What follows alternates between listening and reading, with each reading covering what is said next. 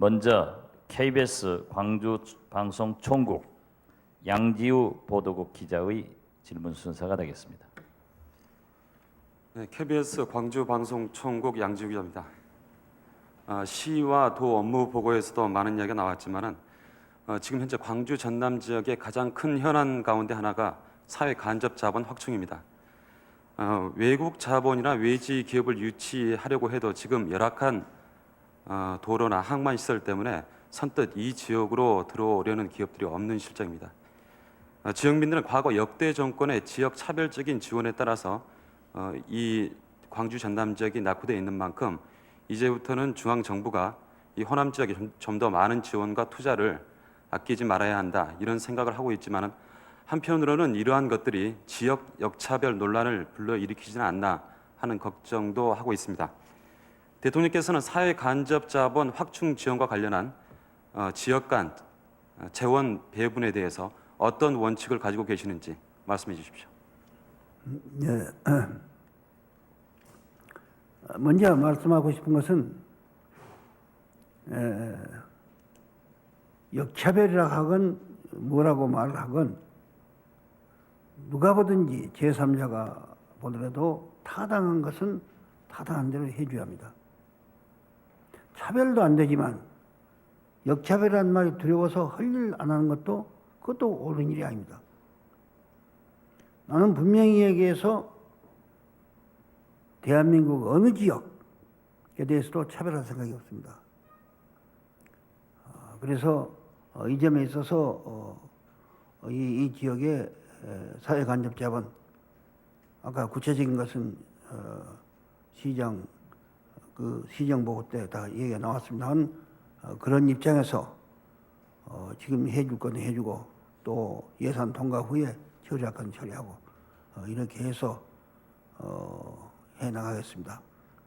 그리고 지금 정부는 내가 기획예산위원장에게 지시해가지고 명년도 예산에 지역사업 배분을 한 데 있어서 이 중앙정부로 16개 광역 시도 책임자를 오도록 해가지고 이 명년 예산 배분에 대해서 설명을 하고 또 각 지역에서 하고 싶은 얘기를 하고 이렇게 해서 토론을 하게 됩니다. 그러므로 광주시장도 올라가면 광주의 그 지역 사업에 대해서 얘기를 충분히 한 동시에 다른 15개 시도 주장도 듣게 됩니다. 그래서 이렇게 같이 상대하게 되면 내 지역 일도 급하지만 그쪽 일도 급하구나 하는 것도 알게 되고 또 내가 주장한 것이 이것이 타당성이 있구나 하는 것도 알게 됩니다. 그래서 그런 것을 충분히 논의해 가지고 중앙정부에서 최후에 결론을 내릴 것입니다. 그래서 이런 점에 있어서 과거와 같이 중앙정부가 일방적으로 결정하면서 이 지역에 대해서 차별적인 그러한 배정은 없고 또 이렇게 같이 논의하게 되면 그러지 않을 때는 오해할 수 있는 일도 다 이해를 하게 됩니다. 그래서 이 대한민국 손바닥같이 하는 거 아닙니까? 그래서 이 얘기해가지고 그런 방향으로 공정한 예산 배분이 되도록 그렇게 할 것입니다. 네, 다음은 무등일보 유홍철 부장 대우의 질문이 있겠습니다. 무등일보 유홍철 부장입니다. 저는 시도 통합과 도청 이전에 대한 질문을 드리겠습니다. 그동안 광주 전남 통합 문제를 놓고 양 시도가 대립과 갈등을 빚었고 어떻게 보면 행정력 낭비라는 지적까지 받아왔습니다. 이 때문에 도청을 5.18 기념관으로 조성하는 문제도 차질을 빚고 있습니다. 시도 통합은 비록 광주 전남만의 문제가 아니라 대구, 경부, 대전, 충남 등과 맞물려 검토해야 할 사안이지만은 시도 간 통합 합의가 안 될 경우 현 도청을 도내로 이전해야 할 행패입니다. 시도 통합에 관한 대통령께서 어떤 견해를 갖고 계신지 말씀해 주십시오. 더불어서 어제 무안 개통식 치사에서 무안군 하이면이라고 말씀하시면서 하이도가 한때 무안군이었던 것을 강조하셨습니다. 이는 혹 무한반도 통합을 겨냥한 발언은 아니신지 말씀해 주십시오. 이상입니다. 그 두 번째 질문부터 답변하면 사실이 사실이었기 때문에 그렇게 말합니다. 내가 초등학교 4학년 때 목포로 나왔는데 그때까지 무안군 하이맨이었어요. 그 일제히 시대거든요. 그 해방 후 한참 동안 무안군 하이맨이었습니다. 그렇기 때문에 나는 이 신안군 때 거기서 살아본 일이 없어요. 거기서. 그리고 어제 또 무안 목포 개통식이니까 영보를 좀 얘기하느라고 그렇게 한 거죠. 대통령이 지금 뭐 그런 조그마한 문제까지는 관계없습니다. 그리고 이 광주시 전남도 뭐 통합 얘기도 있고 한 거 아는데 이 문제는 어디까지나 여러분들이 광주 시민과 전남 도민들이 서로 협의해서 결정할 문제지 중앙정부에서 그런 것을 이래라 저래라 하는 것은 지방자치의 그 본질에 비춰서 적당치 않다 이렇게 생각하고 있습니다. 그래서 그 문제에 대해서는 또 중앙정부가 아직 특별한 의견이 내가 있다는 말 못 들었습니다. 그러니까 이 문제는 여러분 충분한 자치 능력이 있는 분들이니까 여러분들이 서로 협의해서 처리하는 게 좋겠습니다. 네, 광주일보 정재현 차장의 질문입니다. 네, 광주일보 정재현 기자입니다. 저는 지역경제 현안에 대해서 말씀드리겠습니다. 광주 전남 지역은 지난 수십 년간의 차별과 소외로 인한 경제적 낙후로 IMF 한파를 느끼는 지역민들의 체감 지수는 그 어느 지역보다 높습니다. 특히 지금까지 지역 경제의 한 축을 이루어왔던 아시아 자동차가 IMF 한파 이전에 무너졌고 뒤에 몰아닥친 IMF 한파로 인해서 건설업, 유통업, 최근에는 지역 금융업까지 속속 무너지고 있습니다.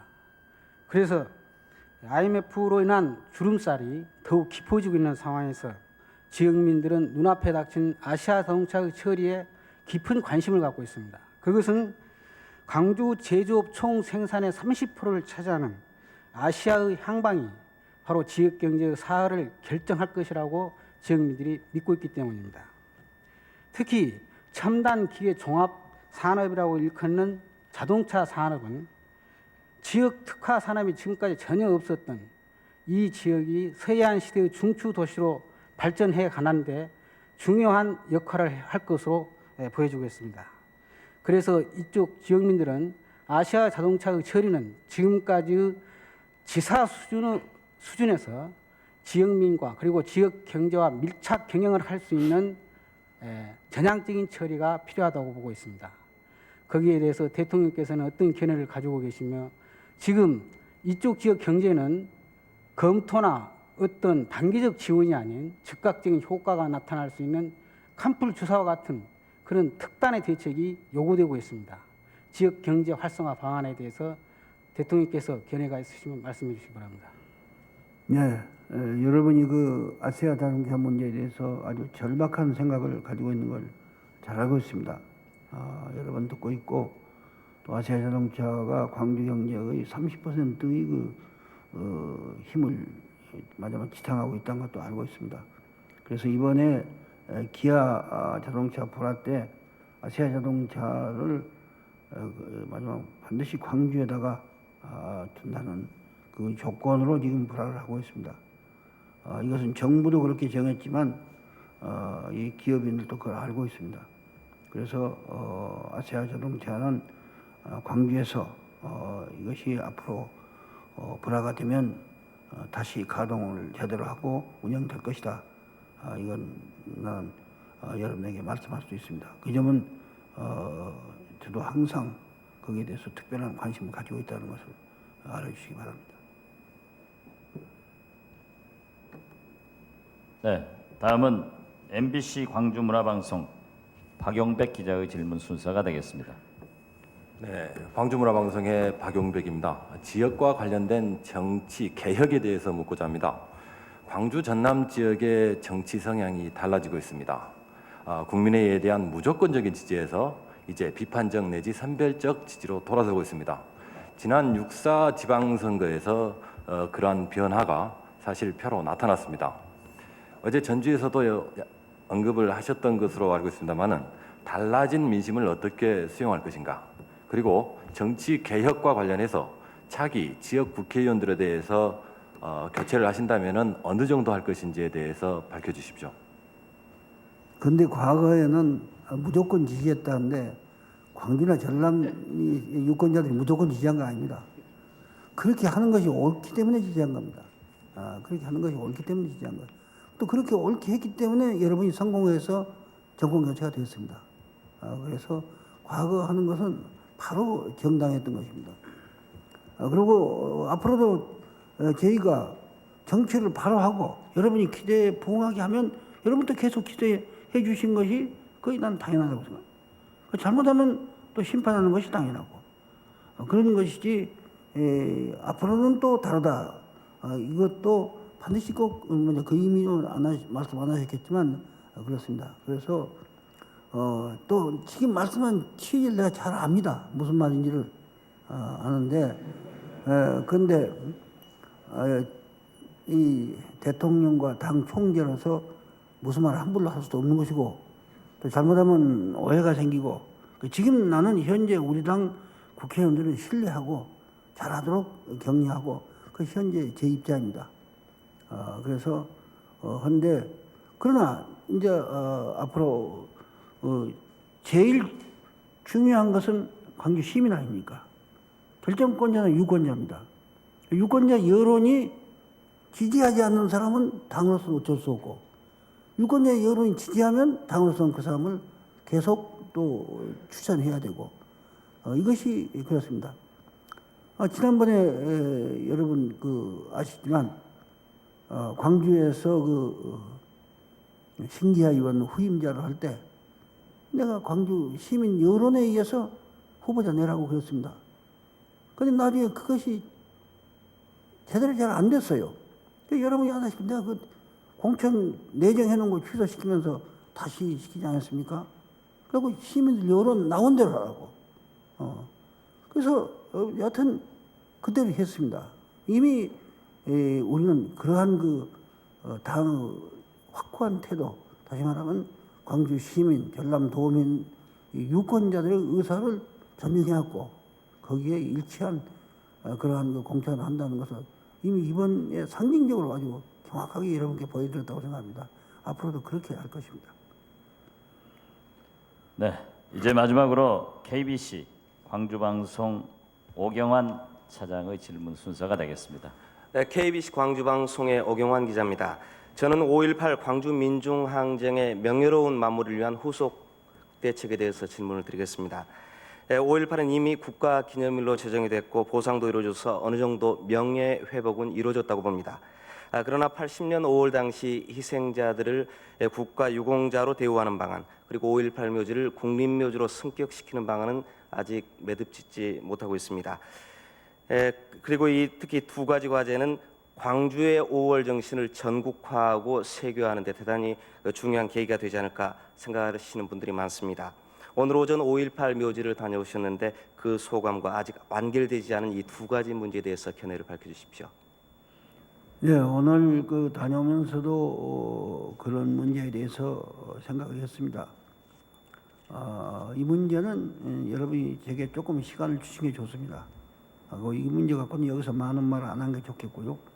그래서 우리가 무슨 일을 하더라도 국민적 공감대를 얻고 그래서 국민적인 합의 속에서 하는 것이 광주를 위해서도 바람직하고 또 돌아가신 분들을 위해서도 바람직합니다. 그래서 근데 지금 아다시피 당선되자마자 그냥 외환 위기 무슨 경제 난국 이래서 지금 그런 문제를 현재 상의하거나 내놓을 아직 여유를 갖지 못하고 있습니다. 그렇기 때문에 그 문제는 조금 저를 믿고 좀 맡겨놓으시면 여러분 그 문제에 대한 어떠한 결론을 낼 때가 올 것이다.